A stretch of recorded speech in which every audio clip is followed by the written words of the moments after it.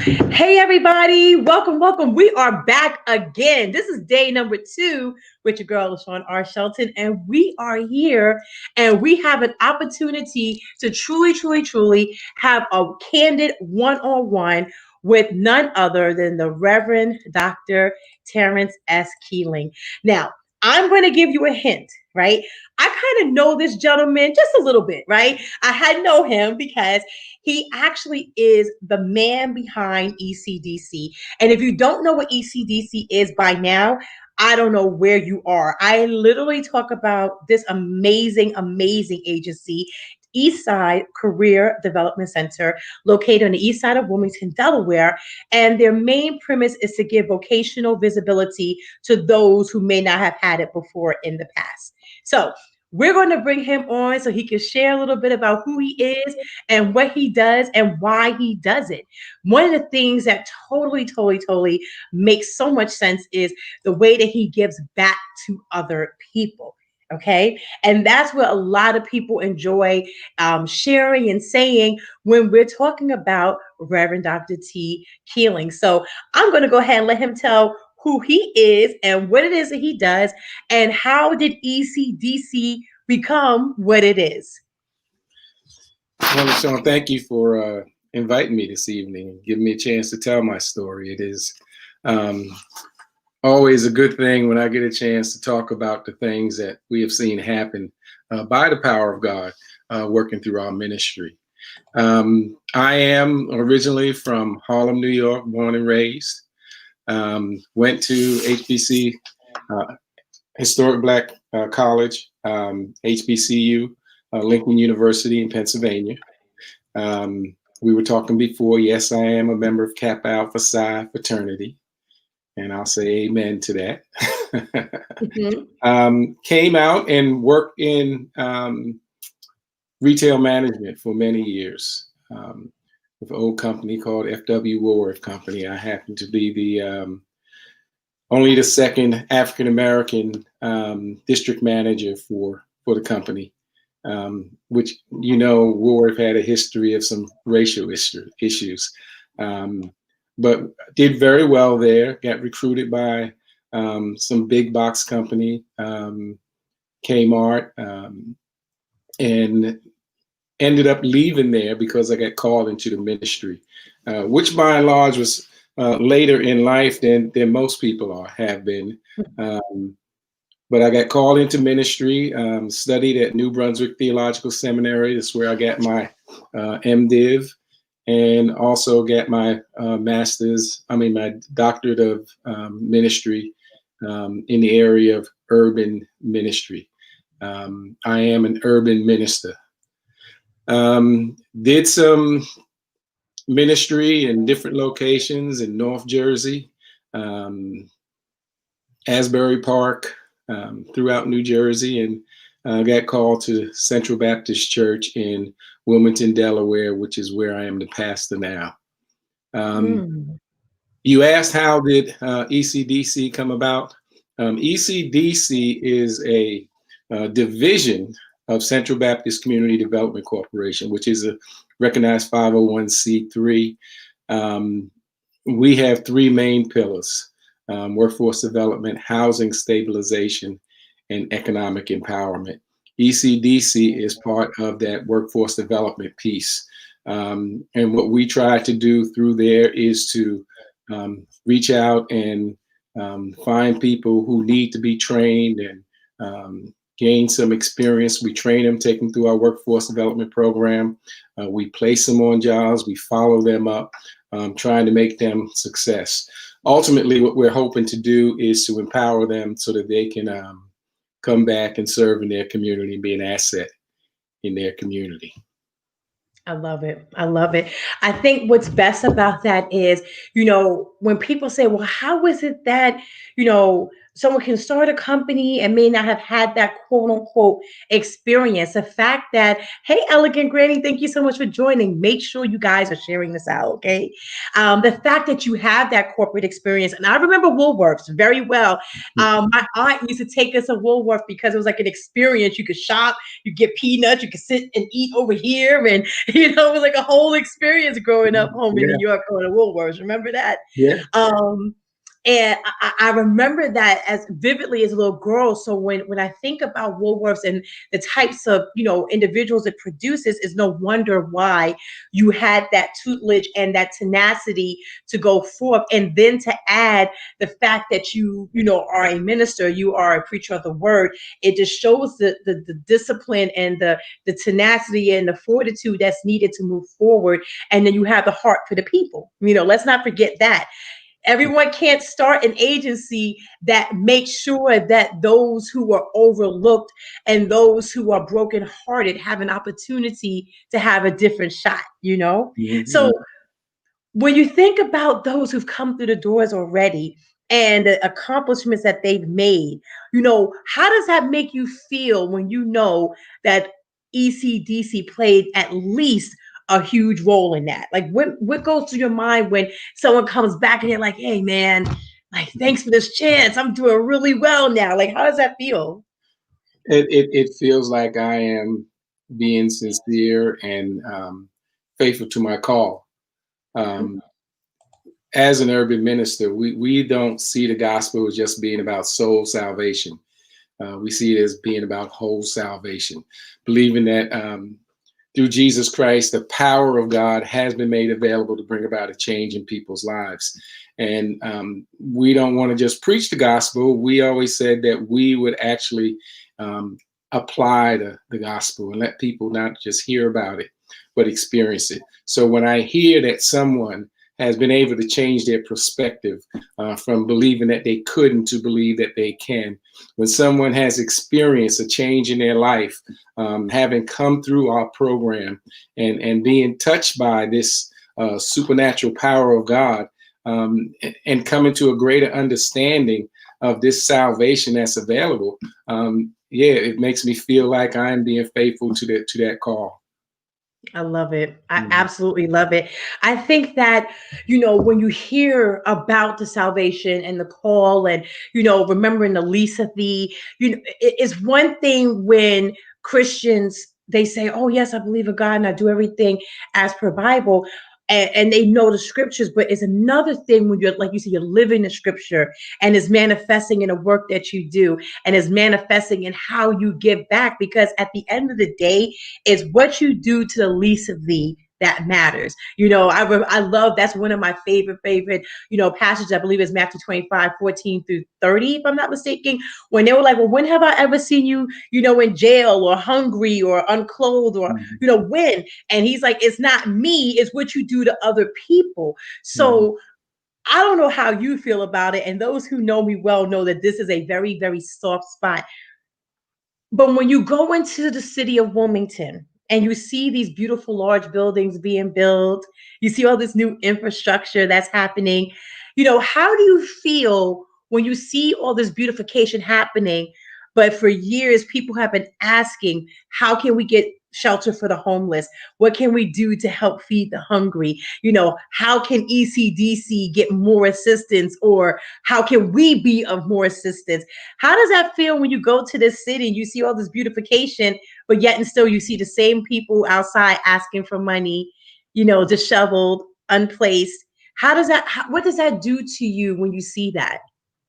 So, first of all, I don't see that much of it, even though it's right up the street. When I come in, I come into the east side of Wilmington, and it is not those big fancy buildings. It is a lot of abandoned buildings. There's a lot of people who are in need of hope, people who need assistance, people who need change in their lives. But at the same time, there's a lot of people who have a very proud heritage about the east side. There are a lot of people who have real talents and gifts. And so what we have been about is trying to find what are the assets in the community. How do we do for ourselves? Yes, that stuff is going to go on. I just have to, or we together, try to make sure that we get our fair share. Yes. Yes, we go to the table. We're at the table trying to advocate for our community, trying to get funds diverted to our community, trying to do the things that we do with the taxpayers' dollars that are going other places. We pay taxes. We should get our fair share. So, Absolutely. that's part of the call. That's what we do. I love it. I absolutely love it. And ladies and gentlemen, if you're just joining us, because I know Facebook said they had a hard time logging in, but we're here. We were able to reconnect to Facebook. That was really weird. The enemy is really trying it. Ha, what we win. So we are excited that we are here and that we're able to talk to this gentleman. I see you, Dr. Church. Thank you so much. If you want to join in, let us know. We will be glad to have you. Shout out to everybody who's watching on YouTube and Periscope. DJ Willie Ping, thank you so much, McGareth, for sharing this. Karen, Lisa Foster, Janelle S., Asigwinya, Nancy, Natalie, thank you so much for sharing this out. Please be sure to comment. Please be sure to make that you go to the page and find out what you can do in order to be a blessing upon a blessing, because it takes time, talent, and funds to make sure that programs like this go on. So when you think about the programs that we have to offer, okay, how does that make you feel? Like, I know you have to like have this super smile when you say, wow, we have hundreds of programs that we can reach not only the east side of Wilmington, but someone in Wichita, Kansas, or somebody in, Louisville, Kentucky, or someone in Iran, ladies and gentlemen, who's interested in what we do. How does that make you feel? How, with the growth that's happening, is this something that you knew was going to happen so fast, or Not at all. How it makes me feel is very humbling, to be truthful with you. I had some business experience, but I didn't have experience to do what I did. I basically have like walked the walk of what I preached and talked about. And so what you see happen, we were just following where we felt the Spirit was leading us, going into areas where we felt God was working. And then we experienced God working through us to bring change in people's lives. That's the feeling that is most important. Jesus said, this is eternal life, to know the one true God and his son whom he has sent. And when he said no, he was talking about an experiential knowledge. What we do is we come in contact with God as he works through us to bring change in people's lives. And that itself is extremely humbling. I love it. I love it. Ladies and gentlemen, make sure you go to the website. It's a beautiful website, so orchestrated. And it also, when you go to, you could feel that something is different than, oh, this is just an agency that's just trying to train people. You could feel the difference. And I didn't realize it, but my eldest son, he went through your program. Had no idea. Yes, he did. Anthony Mark Lucas. So he's an airman. And he wasn't sure if he wanted to stay in the military. And he kept saying, like, Mom, I don't know what to do. I said, well, find a training or something, because you're not going to sit in here and do nothing. And he came home and he said, you know what, Mom?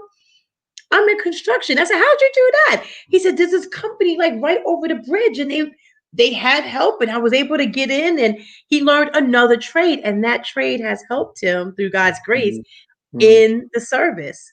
Yeah. So that's what it's about. I love to hear those stories. Yes. And actually I hear it quite often. Every once in a while someone will say, well, somebody in my family went through that program. So tell him to tell his story. Yes. He's so shy, but he needs to. I mean, he used to and I love my baby to pieces. Like, we know our children, right? And he was the one that's like, okay, I'll get it done. But he would come home with such vigor and enthusiasm. Like, guess what I did today? And I'm like, what? He said, I held a jackhammer. I said, well, what'd you do with it? He said, I held it. But he was so excited for that opportunity to do so. So it's just the little things. You just never know what it is that can make somebody's life change like this. So, guys, again, if you know anyone that's looking to change their life and become vocationally visible and be able to get micro badges and micro certifications and just ways to enhance their life on a vocational level and soft skill level, this is the agency that you would need to go to, because I can promise you, hands down, the team is holistic. You have wraparound services, you have opportunities for training. And then once you finish it and you're employed, you can also add to it because there's so much. We have project management, there's soft skills courses, constructions, food operation, the services, warehouse, you name it, it is there. It is absolutely there. So let's go back a little bit when Reverend Dr. Keeling was a little bit younger. Who was your superhero? Who was your role model? Who did you look up to? I grew up in the '60s, when Malcolm X was on the scene, and they were talking some very serious stuff back then. I wasn't much into the superheroes. I was, a little bit more concerned about some things that were happening that was a lot more serious. So, right. Was influenced by people like Malcolm X. Back in the day, there was H. Rap Brown and Stokely and all those guys. But that kind of put a seed inside of me for the desire for social and racial justice. Yeah, I think we probably know some people, because it's so funny, because my kid's dad, and may he continue to rest in peace, he told me about some cartoon called Gigantor, and I was like, who, what, where? Yeah. He said Gigantor. It was this robot Gigantor, and I said, where'd you find this at? He said, that's what we watched when I was younger. So, but he grew up in the same era, seeing Dr. King, on TV, but meeting Malcolm X and working with, Clarence X, and just the different revolutions that took place during that time.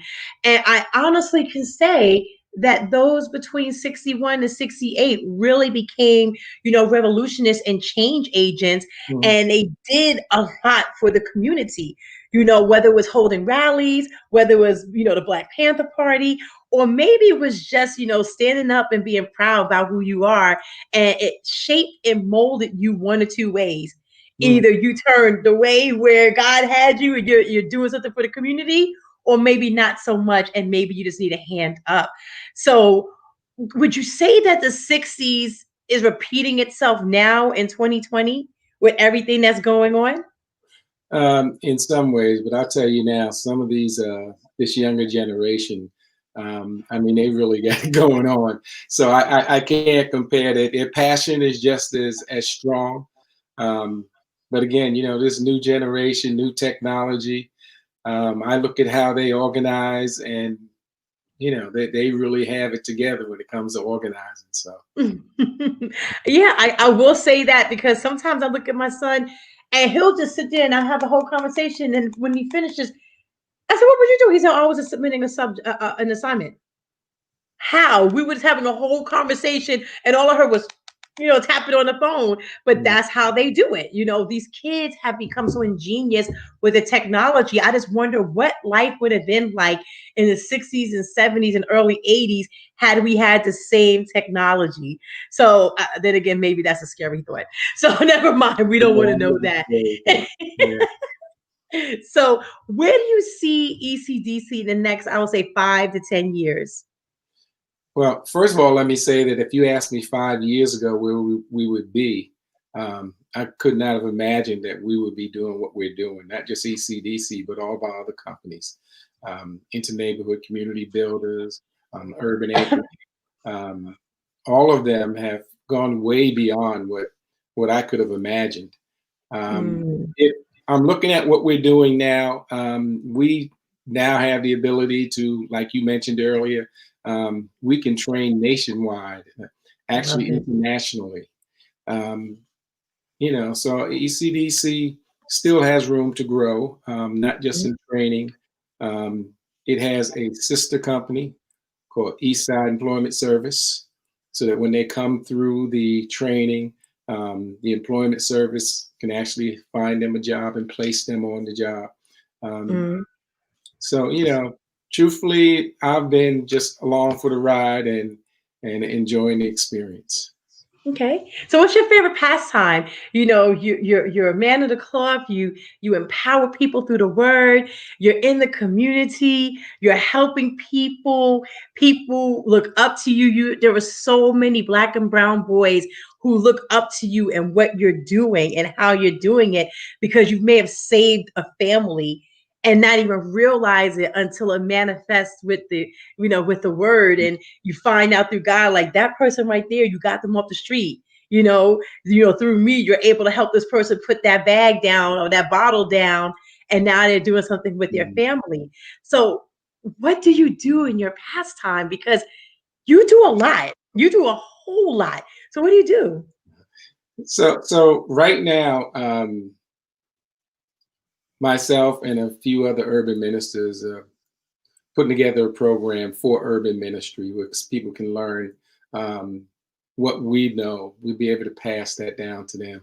And that's really at the forefront of when I'm not doing working for the Community Development Corporation or as my role as a pastor.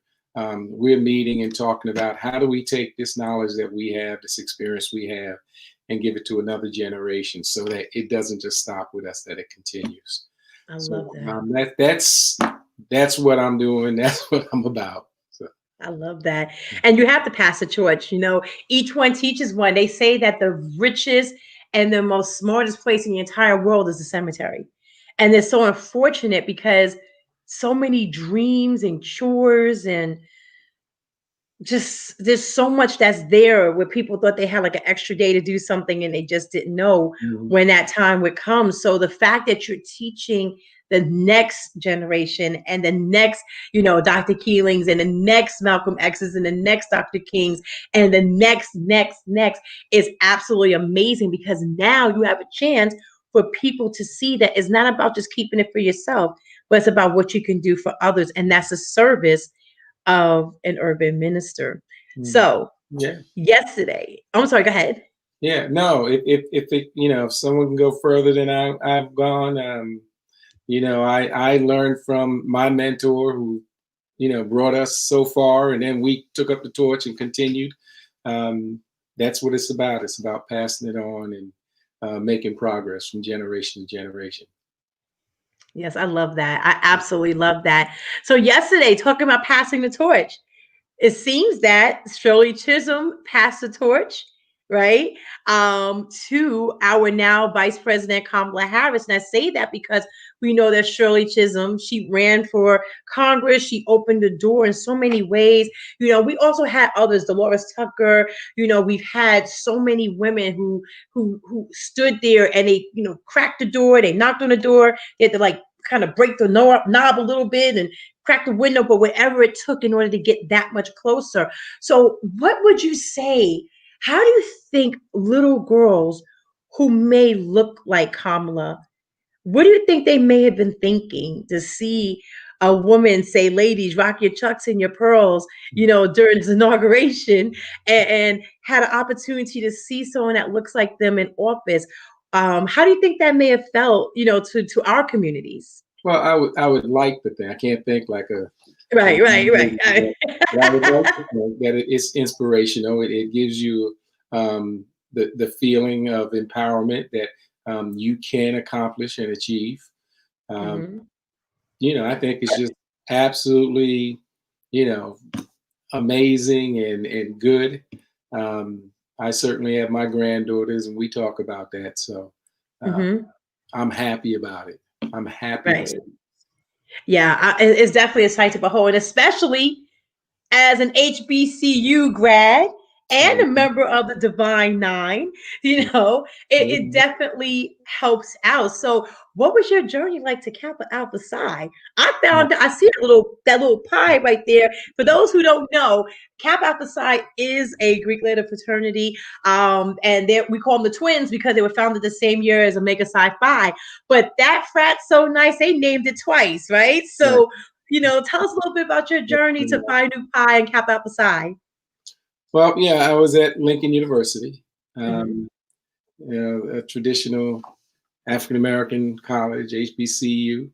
Um, you had choices of which one you would pledge, and I was attracted to Kappa Alpha Psi. They must not have had Sigmas on the yard while you were there, right?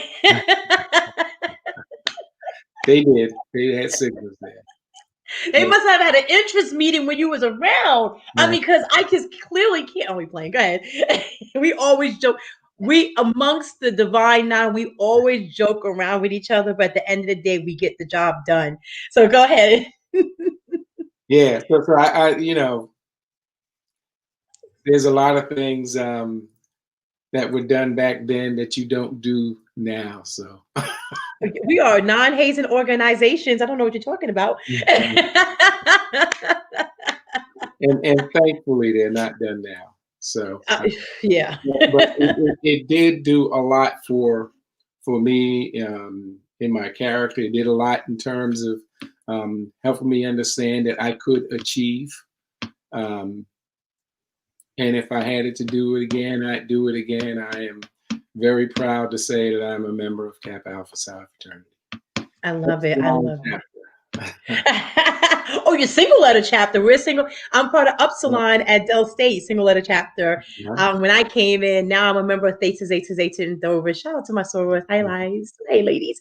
So, as you can see, ladies and gentlemen, there is a huge unification when you think about the organizations and what we have. And someone say he messed up, ain't nothing like a Sigma man. Shout out to my fraternity brothers of Phi Beta Sigma Fraternity Incorporated. Probably never had a Kappa man, so. Oh man, it's so funny because I remember, back at college, my friends, we were all on at the same time. We were like, I promise, I'm gonna hold you down until you cross. You promise? I promise. Man, the next day all you heard them was all this yo-yo. I said, what? Y'all finished? And you forgot. They were like, sorry. And they just turned their keys and we're just sitting there like, they can't keep us on forever. Right? but that was a joke that we had until this day. It was just hilarious. But like I said, ladies and gentlemen, the amount of work that the Divine Nine puts into the community services is just amazing to see. And I love to see others win. So that's our little joke with that. So what is your dash going to say? Everyone says, you're measured by the content of your character, you're measured by the work that you put in, you're measured by who you helped and what you did behind closed doors and in front of doors. What will your dash say? What are you most proud of as it relates to the accomplishments? Because there's so much more for you to do and you have so much more to do with that dash. So right now, what would people say is in that dash? That's hard to say. I mean, as you said, I've been fortunate enough to experience a lot of things and see some things that we've been able to achieve. I would like to be known as a family man who was led by the Spirit of God, whose goal was to empower people to bring a change and experience the power of God. That would be my dash. If that was left there, I'd be very happy. I love it. I love it. So is there anything you want to share with our guests? Of course, how can we get in touch with you? How can we support Eastside? And just tell us what you need from us. So yeah, we could use some help, some support. There aren't many African American nonprofits in the city of Wilmington. We are really focusing on an area that needs our assistance, our help, the east side of Wilmington. You can go to our website, www.centralbaptistcdc.org. And from there, you'll be able to hit a link to any one of our other companies, be it ECDC or Into Neighborhood Community Builders. and there's also Mhm. a button there for donations. So if you hit the donation button, that will help. We love that. Mm. We love the donation button because at the end of the day, this work can't be done without you. This work definitely cannot be done without you who are viewing. And again, thank you so much for everyone who's watching. Elegant Granny says, I remember Shirley Chisholm as a child. My parents made sure I watched everything she was on so I could see that my environment was not the dictator of my life that I am. I love that, Elegant Granny. Trafania, that's absolutely beautiful. Growing up, I remember we had to watch Like It Is, right, with Gil Noble. Yeah, that was a good show. It Right? was. Yeah. We had, and my dad was like, "Can we go outside? Did you watch Like It Is yet? Mhm. No, then you can't go outside." And he had the little VCR tape. Remember the little Betamax tapes? Mhm. And what he would do is say, "Well, you missed it from the beginning. That's okay because I taped it." And we had to sit down and watch it from the beginning and present what we learned from it. But it made us a better person because it taught us that we're so much more than what's depicted on TV. And at that time, the pet peeve was like shows like what's happening, with the hey. Yeah, yeah, My parents couldn't stand them. They were like, yeah, it's, yeah. can they have a full sentence? And Mhm. then now with us, it's what's going on the radio. So every generation has a cringeworthy moment, but it elevates us to the next level. Right. So I want to thank you so much. And let me put that website out there one more time because we want to make sure that everybody has an opportunity to see that website. Again, it is centralbaptistcdc.org. When you go to the website, it's an absolutely beautiful website. You have an opportunity to see ribbon cutting. You have an opportunity to see the different functions and factors and areas that comes under this amazing agency. You get to hear from the learners themselves. Like, what better way to know what's happening than the people who are being serviced, right? And they have testimonies on that website as well, how you can donate, and again, how you can become involved and get a training from us. It can be from GED to postdoctorate because you have to do that research for those publications. So you might as well go out there and get some Right. micro certifications to help you out with that, right? So we have him right here, Reverend Dr. Terrence S. Keeling. Thank you so much for joining us, sir. I know that your time is so limited and super, super precious. So I appreciate you and I thank you for coming on today. And do you have any shout outs you want to give to anybody? No, I want to thank you for allowing us to tell our story. Absolutely. Hopefully, my grandkids are seeing this, and my daughter and two daughters, and that is being spread around so they can hear about what we're doing. Absolutely. Did I miss anything? Or I think that you did an amazing job. Mm. Absolutely Thank amazing. you very much. Thank you You're very much. welcome, sir. You're welcome, sir. So, ladies and gentlemen, that's our time right now. Yesterday, you heard about resume writing and you heard about soft skills and trauma-informed care, but now you get to see how it started. Hey, Jay Murray, you're going to have to watch this from the beginning, okay? And you have to share this out because this gentleman that we have right now has truly showed the heart for the Eastside community and beyond. Again, this is a special opportunity to reach those who are looking to be more visible in their vocational endeavors. We're looking to help as many people with these complimentary trainings. You can't do better than that, right? You can't do better than, we don't want to say free. We want to say a blessing because there's nothing free. We want to tell you that you have an opportunity to be blessed to have some of these trainings under your belt. HVAC, food service operation, distribution and warehousing, project management, Six Sigma, Lean Sigma, you name it, it is there. And if it's not there, let us know and we'll make sure that it's displayed.